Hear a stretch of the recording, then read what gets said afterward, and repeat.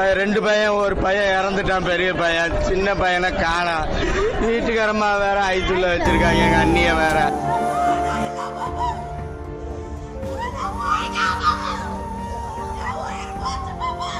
கொங்கு நாடு அப்படின்னாலே டிஎம்கே தான். அந்த கொங்கு நாட்டுல ஒன்னானது தான் கரூர்.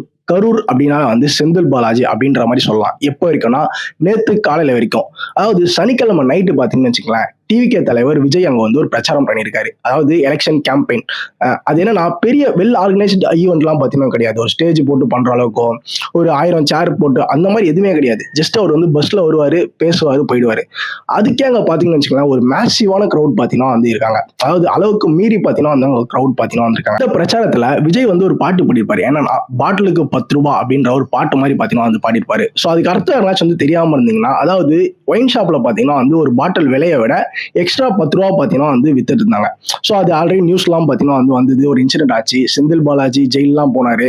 அதுக்கப்புறம் திருப்பி வெளியே வந்தாரு. மினிஸ்டர் பதவி கொடுத்தாங்க. திருப்பி கோர்ட் எப்படி நீங்க தரலாம்னு சொல்லிட்டு அந்த மினிஸ்டர் பதவி எடுத்து இப்போ எம்எல்ஏ பாத்தீங்கன்னா இருக்காரு. இப்போ மினிஸ்டர் மாறி பாத்தீங்கன்னா இருக்காரு. அப்படி இருக்க ஒரு ஆளோட இடம் தான் கரூர் அப்படின்றது. அந்த இடத்துல விஜய் நேத்து மேசிவான ஒரு கிரௌட வச்சு அது எல்லாத்தையும் உடைச்சிட்டாரு அப்படின்னே பாத்தீங்கன்னா சொல்லலாம். இந்த பிரச்சாரத்துல நடந்த ஒரு கஷ்டமான விஷயம் என்ன அப்படின்னு பார்க்கும்போது, இதுல 39 பேர் பாத்தீங்கன்னா உயிர் வந்திருக்காங்க. 17 பெண்கள், 12 ஆண்கள், அப்புறம் குழந்தைங்க, பெண் குழந்தைங்களும் சரி, ஆண் குழந்தைங்களும் சரி. பெண்கள் தான் அதிகமா பாத்தீங்கன்னா உயிர் இழந்திருக்காங்க அப்படின்னு சொல்லிட்டு தெரிய வருது. இது எப்படின்னு வச்சுங்களேன், இப்போ ரீசெண்டா இந்த மக்களோட இந்த கூட்டனாலே ஒரு மாதிரி உயிரோட வேலையில அலட்சியமா போயிடுச்சா அப்படின்ற மாதிரி தோணுது. ஏன்னா இந்த ஆர்சிபி வின் பண்ணதா இருக்கட்டும், அப்புறம் இந்த ஏர் ஷோவா இருக்கட்டும், இந்த மாதிரி கூட்டத்தினாலே கூட்ட நெரிசல்னாலே உயிர் இழக்கிறாங்களே. இதுக்கெல்லாம் கரெக்டான இது இல்லையா அப்படின்ற மாதிரி ஏகப்பட்ட கேள்விகள் பாத்தீங்கன்னா வந்திருக்கு. அதெல்லாம் நம்ம இன்னொரு வீடியோல கூட பேசுவோம். சோ இப்போ இந்த இறந்தவர்களுக்காக அரசு என்ன பண்ணிருக்கு அப்படின்னு பார்க்கும்போது, இல்ல டிவிகே தலைவர் விஜய் என்ன பண்ணிருக்காரு அப்படின்னு பார்க்கும்போது, ஃபர்ஸ்ட் அரசு இப்போ ஆளுங்கட்சி டிஎம்கே என்ன பண்ணிருக்காங்க அப்படின்னு சொல்றேன். தலைக்கு, அதாவது உயிரிழந்தவங்களுக்கு தலைக்கு பாத்தீங்கன்னா 10 லட்ச ரூபா, ஒரு ஆளுக்குமே அவங்க வீட்டுக்கு 10 லட்ச ரூபா பாத்தீங்கன்னா தராங்க. சோ அதுக்கப்புறமா சிஎம் ஓட பொது நிதி அப்படின்னு சொல்லிட்டு அதுல இருந்தும் கொஞ்சம் ஃபண்ட் தராரு அப்படின்ற மாதிரி சிஎம் பாத்தீங்கன்னா அவரோட பிரஸ் மீட்ல சொல்லியிருக்காரு. டிவிகே தலைவர் விஜய் என்ன சொல்லியிருக்காருன்னா, இறந்தவங்க வீட்டுக்கு ஒருத்தவங்களுக்கும் 20 லட்ச ரூபாய் ஒருத்தவங்களுக்கும் அப்படின்ற மாதிரி சொல்லியிருக்காரு. அதுவும் காயமடைஞ்சவங்களுக்குலாம் 2 லட்ச ரூபாய் அப்படின்ற மாதிரி சொல்லியிருக்காரு. விஜய் அரசு என்ன சொல்லுவாங்க அதை விட அதிகமா சொல்லலாம்னு வெயிட் பண்ணி இதை சொன்னாரா என்னெல்லாம் தெரியல. டோட்டலா 30 லட்ச ரூபாய் பாத்தீங்கன்னா போய் சேரும் இறந்தவங்க வீட்டுக்கு எல்லாருமே.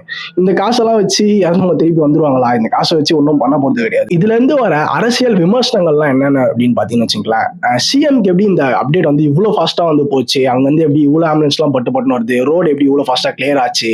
அதுக்கப்புறமா கரூர்னாலே செந்தில் பாலாஜி அவருக்கு தான் அவரு தான் ஃபர்ஸ்ட் வரணும். பட் ஆனா சிஎம் பிரஸ் மீட்ல என்ன சொல்றாருன்னா, எனக்கு உடனே வந்தது அப்டேட், அதுல இருந்து நான் 2 பேரும் அனுப்பிச்சு விட்டேன். யாருன்னா மா சுப்பிரமணியம் அவர்களும், அதுக்கப்புறமா செந்தில் பாலாஜி அவர்களையும் அனுப்பிச்சு விட்டேன் அப்படின்ற மாதிரி சிஎம் பார்த்தீங்கன்னா சொல்லியிருக்காரு. லைக் இதெல்லாமே ஒரு பிளான்டா, வேணுன்ட்டே டிவிகேக்கு இந்த மாதிரி இடத்த கொடுத்து, இவ்வளவு கிரௌட் வராங்கன்னு தெரிஞ்சு ஒரு இடத்த கொடுத்து வேணுன்ட்டே இந்த மாதிரிலாம் பண்றாங்களா, ஒரு பிளான்டா அப்படின்ற மாதிரி அரசியல் விமர்சனங்கள் பாத்தீங்கன்னா போயிட்டு இருக்கு. இவங்க தப்பு அவங்க தப்பு அப்படின்லாம் நம்மளால சொல்ல முடியாது. மக்கள் தான் அவேர்னஸா இருக்கணும்.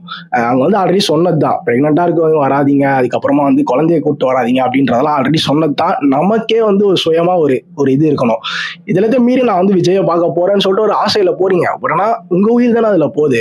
நீங்க உடனே ஃபர்ஸ்ட் போய் அங்க நின்ன உடனே விஜய் உங்களை அடுத்த பிரச்சாரத்துக்கு கார்ல உங்களை பக்கத்துலேயே உட்கார வச்சு கூப்பிட்டு போறது அந்த மாதிரி எதுவுமே நடக்க போறது கிடையாது. உங்களை ஜஸ்ட் சும்மா கை கொடுத்துட்டு உங்க பேர் கூட ஒரு ஞாபகம் இருக்காது, உங்க ஃபேஸ் கூட ஒரு ஞாபகம் இருக்காது அடுத்த பிரச்சாரத்துக்கு போகும்போது. ஸோ அப்படி இருக்கும் போது நீங்க அவ்வளோ ஒரு பெரியனா இருக்கணும் அப்படின்னு நான் எதுவும் பாத்தீங்கன்னா இருக்கணும்ன்ற அவசியம் இல்லை. ஏன்னா உங்க ஹெல்த் தான் முக்கியம் அப்படின்றத நான் சொல்ல வரேன். இதை பத்தி என்ன நினைக்கிறீங்க அப்படின்றத கமெண்ட்ல சொல்லுங்க. நான் நடந்த எல்லாத்தையும் ஒரு ஷார்ட்டான வீடியோவா முடிச்சுட்டான்னு நினைக்கிறேன். ஸோ உங்க ஒப்பீனியன் என்ன அப்படின்றத கமெண்ட்ல சொல்லுங்க. அடுத்த இன்ட்ரெஸ்டிங்கான இதில் பார்ப்போம்.